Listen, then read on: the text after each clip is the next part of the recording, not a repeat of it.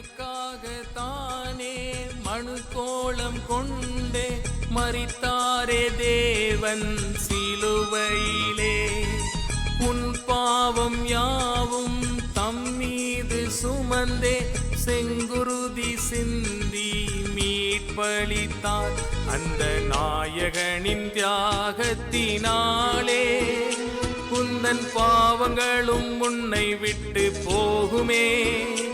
இந்த நல்மெய்ப்பன் மந்தையிலே சேர்வதே நித்திய வாழ்வுதனை அடையும் மார்க்கமே.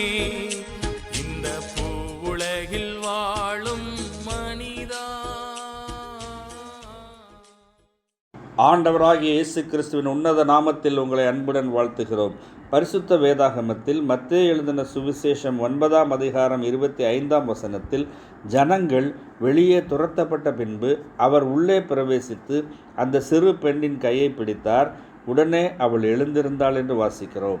ஆம், ஆண்டவர் இயேசு கிறிஸ்துவுக்கு முன்பாக தலைவன் ஒருவன் வந்து அவரை பணிந்து கொண்டு, என் மகள் இப்பொழுதுதான் மரித்து போனாள், ஆகிலும் நீர் வந்து அவள் மேல் உம் கையை வையும், அப்பொழுது பிழைப்பாள் என்றான்.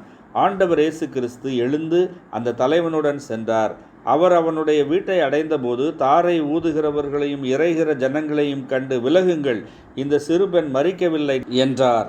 அதற்காக அவரை பார்த்து நகைத்தார்கள். ஆனால் ஆண்டவர் ஜனங்களை வெளியேற்றின பின்பு உள்ளே போய் சிறு பெண்ணின் கையை பிடித்தார். உடனே அவள் எழுந்திருந்தாள். இதே ஆண்டவர் இயேசு கிறிஸ்துதான் பாவ மனுக்குலத்தின் பாவ தண்டனையை தாமே ஏற்றுக்கொண்டு கல்வாரி சிலுவையில் ஜீவனை பலியாக ஈந்தவர். மரித்தோரிலிருந்து 3ஆம் நாள் உயிரோடு எழுந்தவர்.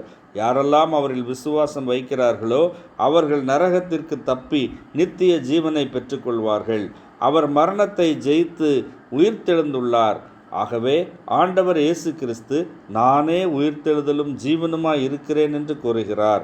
அந்த தலைவன் விசுவாசத்தோடு அவரை அழைத்து தன்னுடைய குழந்தையை உயிரோடே பெற்றான்.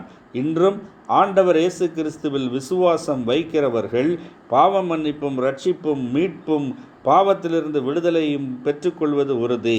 நீங்களும் அவ்வாறே மன்னிப்பும் நித்திய ஜீவனும் பெற தேவன் உங்களுக்கு கிருபை அருள்வாராக. ஆமென். நன்றி.